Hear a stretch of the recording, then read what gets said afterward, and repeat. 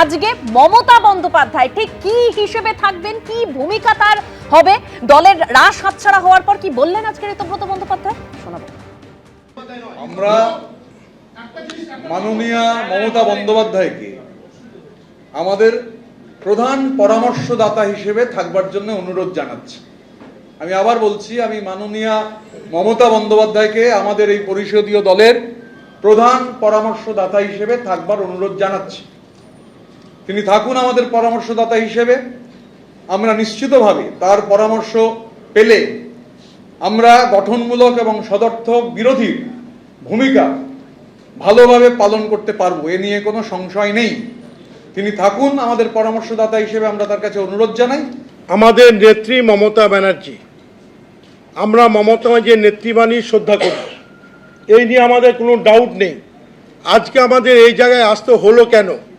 আমাদের নেত্রী আমাদের দুইবার ডেকেছে, আমরা সমস্ত বিধায়ক সেখানে গেছি, কিন্তু সঠিকভাবে আমাদের পরিষদ দল নেতা সেখান থেকে তারা যে প্রসেসে করতে হয় সেখানে ব্যর্থ হয়েছে। তৃণমূল কংগ্রেস আজকে বাজারে হাস্যের কৌতুক হয়ে দাঁড়িয়েছে যে তৃণমূল একটা বৃহত্তম রাজনৈতিক দল, যে দল পরিষদীয় রীতিনীতি জানে না, কিভাবে তাদের দল নেতা অর্থাৎ পরিষদ দল নেতা করতে হয় সেখানে ব্যর্থ হয়েছে।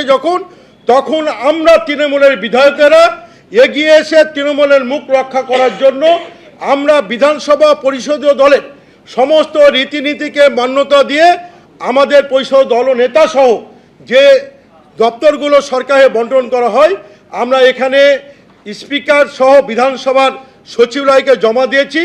ওনারা সেটা পরীক্ষা নিরীক্ষা করে মান্যতা দিয়ে আমাদের স্বীকৃতি দিয়েছেন। আমরা আমাদের নেত্রী মমতা ব্যানার্জির কাছে আমাদের আবেদন, আমাদের এই পরিষদ দলকে উনি স্বীকৃতি দিয়ে আমাদের অ্যাডভাইস হিসাবে উনি আমাদের পরিচালনা করুন, ওনাকে আমরা নেত্রী হিসাবে মান্যতা দেবো। এটা আপনাদের মাধ্যমে পরিষ্কার বাংলার মানুষের কাছে জানিয়ে দিতে চাই। আমি এখান থেকে রাজাগোপাল বাবুর কাছে আসবো। রাজাগোপাল বাবু, বিদ্রোহীদের এমন জোর ধাক্কা, যে মমতা বন্দ্যোপাধ্যায় এই তৃণমূল কংগ্রেস দলটাকে 1998 সালে প্রতিষ্ঠা করেছিলেন, তার হাত থেকেই দলের রাশ ভোটে ভরাডুবির 1 মাসের মধ্যে দলের রাশটা সম্পূর্ণ চলে গেল। তাকে বলা হচ্ছে যে তিনি যদি চান তাহলে প্রধান পরামর্শদাতা হিসেবে থাকতে পারেন। হ্যাঁ, দেখুন, এটাই ঘটে। একটা ডায়নাস্টিক পার্টি, পরিবারবাদী দল যেটা তৈরি হয় এবং কিছু দিনের মধ্যেই দেখা যায় তৃণমূল কংগ্রেসের কিন্তু শুরুটা ডায়নাস্টিক দল হিসেবে আসেনি। 2011 সালে আমরা দেখেছিলাম, আর 98 সাল থেকেও যদি দেখেন, মোটামুটিভাবে আদর্শভিত্তিক একটা দল ছিল। যেই মুহূর্তে দেখা গেল যে ভাইপো বা অভিষেক বন্দ্যোপাধ্যায়কে তুলে আনার চেষ্টা হচ্ছে, বিশেষ করে 2014 সালের পরে দলটা কিন্তু একেবারেই বোঝা গেল যে তৃণমূল কংগ্রেস তারা আর সেখানে একটা ট্রাস্ট ডেফিসিট হয়ে আছে। দলে তিনি দিদিমণি বারবার বলছেন 294টাই আমার, তার মানে হচ্ছে উনি কারুকেই বিশ্বাস করতে পারছেন না। যখন নেতারা দেখতে পাচ্ছে যে আমাদের বিশ্বাস করতে পারছে না এবং পরিবারের মধ্যে এটা কেন্দ্রীভূত হয়ে যাচ্ছে, তখনই কিন্তু ভেতরে কিন্তু একটা বিদ্রোহের জায়গা তৈরি হয়েছিল এবং কিন্তু করে উঠতে পারছিল না। তাই বেশ কিছু নেতা দুর্নীতিতেই মজে গিয়েছিল, কিভাবে দরকার নেই বাবা, কি করে পকেট ভরানো যায় সেটাই বোধহয় বেস্ট কাজ হবে। যেই দেখা গেছে যে সরকারের পতন ঘটেছে, আর বিলম্ব নয়, তাই না, একেবারেই নেতারা সবাই বেরিয়ে এসেছে। এখন দেখুন যেটা ঘটেছে, তারা কিন্তু বলছে না যে অভিষেককে আমাদের সেনাপতি বা এইসব শব্দগুলো আর ব্যবহৃত হচ্ছে না। মমতা বন্দ্যোপাধ্যায় আমাদের নেতা হিসেবে থাকুন, নেতাও বলছে না, অ্যাডভাইসার, উনি খালি উপদেশ দেবেন, আর কিছু করবেন না, উনি কমান্ড করবেন না। He is not our commander in chief বলা হচ্ছে এই জায়গাটাতে। অর্থাৎ দেখুন, বলতে চাইছি মমতা বন্দ্যোপাধ্যায় আমরা গ্রহণ করতে রাজি আছি যদি উনি উপদেষ্টা হিসেবে, কেবলমাত্র উপদেষ্টা হিসেবে থাকেন। অর্থাৎ দলটা যে জায়গায় তৈরি হয়েছিল যে আদর্শ নিয়ে, এই নেতারা বলছে আমরা সেই আদর্শতেই ধরে রাখতে চাইছি। দলটা পরিবার কেন্দ্রিক হয়ে যাওয়াতেই আমরা কিন্তু, সেটা হয়তো শব্দগুলো ব্যবহার করেনি, কিন্তু মোটামুটি পরিষ্কার যে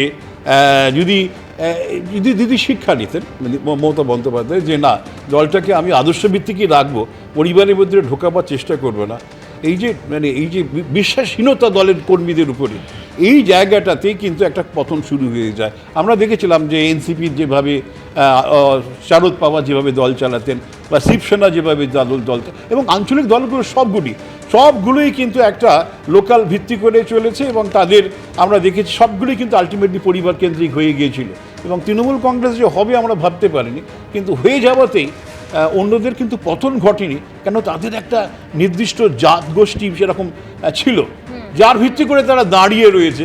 কিন্তু মমতা তৃণমূলে তো সেই জাত গোষ্ঠী নেই, আদর্শ এবং দুটোকে মিশিয়ে ফেলতে পরিবার বা দুটোকে মিশিয়ে ফেলতে গিয়েই এই পতনটা ঘটেছে।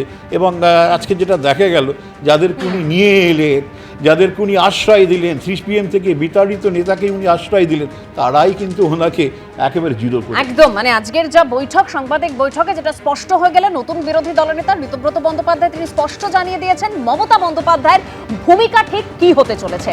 এরই মধ্যে যে খবর পাওয়া যাচ্ছে যে কুণাল ঘোষ তিনি যেটা দাবি করছেন যে মেয়র পদ ছাড়তে চেয়ে ফিরহাদ হাকিমকে সম্মতি দিয়েছেন মমতা বন্দ্যোপাধ্যায়। কুণাল ঘোষের যেটা দাবি যে অনেকদিন ধরেই অনুমতি চাইছিলেন ফিরহাদ হাকিম, বলেছিলেন পুরসভায় কাজ করা যাচ্ছে না। ঠিক কি বলেছেন শোনাবো। কলকাতার মহানাগরিক ফিরহাদ হাকিম তিনি মমতা বন্দ্যোপাধ্যায় আমাদের দলনেত্রীর কাছে বারবার ইস্তফা দেওয়ার ইচ্ছা প্রকাশ করেছিলেন। সর্বশেষ দিন আমিও ছিলাম, কথা হয়, তিনি বলেন যে একটু ডিফাঙ্ক্ট হয়ে আছে, কাজ করা যাচ্ছে না। এবং আজকের নবান্নের যে প্রশাসনিক সভা সেখানেও যে আলোচনা হয়েছে তাতে বলা হচ্ছে কলকাতা পুরসভা ডিফাঙ্ক্ট, কাজ করা যাচ্ছে না, ফলে কমিশনার এমএলএদের পরামর্শ নিয়ে কাজ করবে। অন্যদিকে ফিরহাদ হাকিম তিনি চাইছেন একটি সসম্মানে ইস্তফা দেয়ার, সব দিক বিবেচনা করে যখন তিনি মমতা বন্দ্যোপাধ্যায়কে আমাদের সুপ্রিম দলনেত্রীকে বলেছেন যে আমি সসম্মানে এক্সিট চাই, মমতা বন্দ্যোপাধ্যায় বারণও করেন, কিন্তু তিনি বলেন যে এটা ডিফাঙ্ক্ট করে রেখেছে। তো তাহলে কিভাবে এখানে থেকে লাভ কি?